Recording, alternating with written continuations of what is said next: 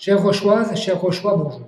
Toutes les communes de France ont aujourd'hui un impératif écologique. La priorité de nos actions doit porter sur la pollution de l'air, les déplacements d'eau, la diminution de la circulation des véhicules dans les centres-villes, pour favoriser la création de rues semi-piétonnières, la protection des zones vertes et agricoles, la protection des cours d'eau et bien d'autres choses encore.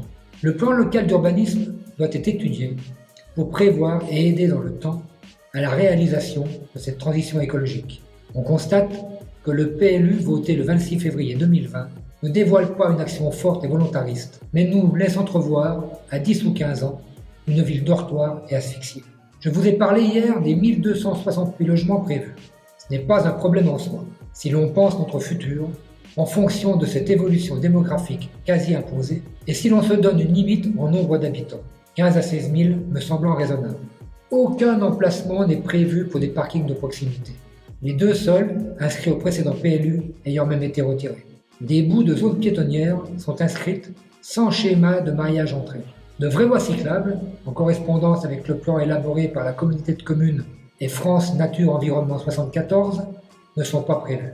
L'emplacement réservé par le pont Jérôme pour le contournement de Brouilly à la gare a été retiré pour être remplacé par un viaduc dont je vous ai parlé hier. La construction de 80 logements au cœur de la vieille ville, sur le site Andrevetan, est envisagée. Si ce projet voit le jour, on peut oublier l'idée de mettre la rue Périne et notre cœur de ville en zone commerciale semi-piétonne. Idée qui nous tient à cœur pour faire revivre nos commerces. 10 000 véhicules passent tous les jours derrière la mairie. En partant de ce constat, il faut donc réduire ce flux. La priorité, c'est de travailler au plus vite sur la déviation par le pont Jérôme pour permettre aux habitants des coteaux de la Roche de sortir de la ville en direction de Genève et d'Annecy par le haut. Pour éviter que ces mêmes habitants emmènent ou récupèrent leurs enfants aux écoles à 8h et 16h30, densifiant ainsi la circulation, nous mettrons en place un bus scolaire pour tous les enfants rochois de ce secteur et organiserons un pédibus scolaire. Notre centre-ville doit être soulagé d'un maximum de véhicules.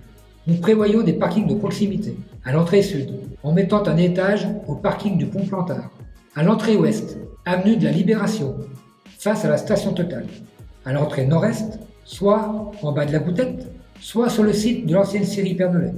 Nous avons l'idée d'un parking pour le CEVA et le covoiturage, avenue des Voirons, route de Régnier, après la Sainte-Famille, à 700 mètres de la gare, et qui pourrait être co-entrepris avec la CCPR et la région.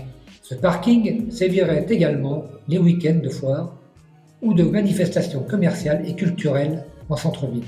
Depuis ces différents parkings, des navettes par véhicules non polluants seraient mises en place pour accéder au centre-ville et à la gare. Nous intégrerons au PLU le schéma cyclable de la communauté de communes en prenant soin de vérifier sa bonne adaptation à tous les secteurs prévus.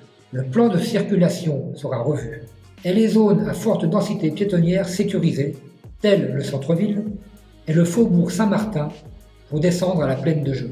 Demain, dans le troisième volet, sur le plan local d'urbanisme, j'aborderai le sujet du site de l'hôpital Andrevetan. Je vous remercie. À demain.